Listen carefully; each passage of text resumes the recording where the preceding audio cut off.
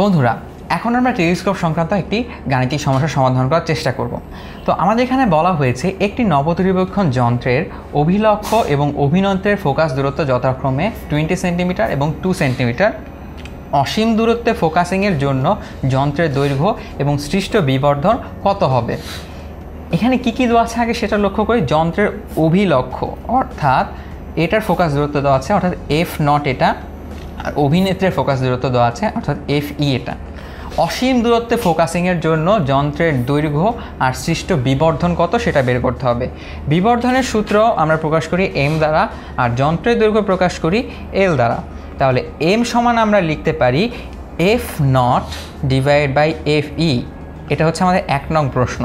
অসীম দূরত্বের ক্ষেত্রে M সমান লেখা যায় F0 by FE equals to, দেখো F এর মান হচ্ছে 20 আর FE মান হচ্ছে 2, তাহলে বিবর্ধন হচ্ছে 10 গুণ, অর্থাৎ 1 সেন্টিমিটার বস্তু এখান থেকে আসলে আমরা 10 গুণ 10 সেন্টিমিটার দেখতে পারবো। L এর মানটা কি FO প্লাস FE, অর্থাৎ FO এখানে রয়েছে 20 প্লাস আর FE হচ্ছে 2, তাহলে যন্ত্রের দৈর্ঘ্য এই অবস্থায় হচ্ছে 22 সেন্টিমিটার। এরপর আমাদের আরেকটি চ্যালেঞ্জ দেওয়া আছে যে নিকট ফোকাসিংয়ের জন্য যন্ত্রের দৈর্ঘ্য ও সৃষ্ট বিবর্ধন কি একই থাকবে কিনা। নিকট ফোকাসিং মানে হচ্ছে স্পষ্ট দর্শন অর্থাৎ ভালো করে দেখার জন্য। তো আমরা জানি এই ক্ষেত্রে বিবর্ধন হচ্ছে M0 equals to F0 into M equals to F0 into 1 by VE plus 1 by FE। তাহলে দেখো এখানে কিন্তু আমাদের VEর মানটা বলা নেই, কিন্তু বলা হয়েছে নিকট ফোকাসিং। F0 আর FE তো দেওয়া আছে, VEটা কি।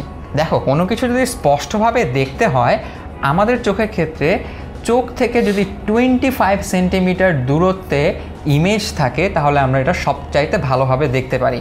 তাহলে আমরা এখানে VEটাকে ধরে নিব 25 সেন্টিমিটার। তাহলে চলো এখন এখানে মানগুলো বসিয়ে দিই। F0 এর মান হচ্ছে 20 আর VEর মানটা হবে 25, FEর মানটা হচ্ছে আমাদের এখানে 1/2। তাহলে শেষ পর্যন্ত আমাদের এই দুটো যদি তুমি ক্যালকুলেশন করে দেখো ফলাফল আসবে 10.8, অর্থাৎ 10.8 গুণ বৃদ্ধি পাবে। বিবর্ধনটা আমাদের মান আসলে এরকম। এখন যন্ত্রের দৈর্ঘ্য কত। যন্ত্রের দৈর্ঘ্যের সূত্রটা হচ্ছে এই নিকট ফোকাসিংয়ের বেলায় F0 প্লাস UE, কিন্তু কথা হচ্ছে F0 তো আমরা জানি, ইউইটা কোত্থেকে পাবো। ইউইটা খুব সহজেই পাওয়া যায়, কারণ আমরা এই যে এই মানটা দেখেছিলাম এইটা আসলে কার সমান, এই মানটা 1/UE সমান। তাহলে আমরা M সমান লিখতে পারি F0 ডিভাইড বাই UE। তাহলে এখন আসো এখানে মানগুলো বসিয়ে দিই। UE সমান F0 ডিভাইড বাই M। তাহলে এখানে যদি আমরা বসাই F0 এর মান হচ্ছে আমাদের 20 সেন্টিমিটার আর এটা হচ্ছে আমাদের M হচ্ছে 10.8।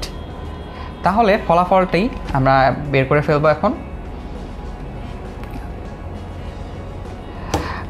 এই যে ফলাফলটা এখানে আসবে সেই ফলাফলটা আমরা L equals to F0 UE এখানে বসিয়ে দিতে পারবো।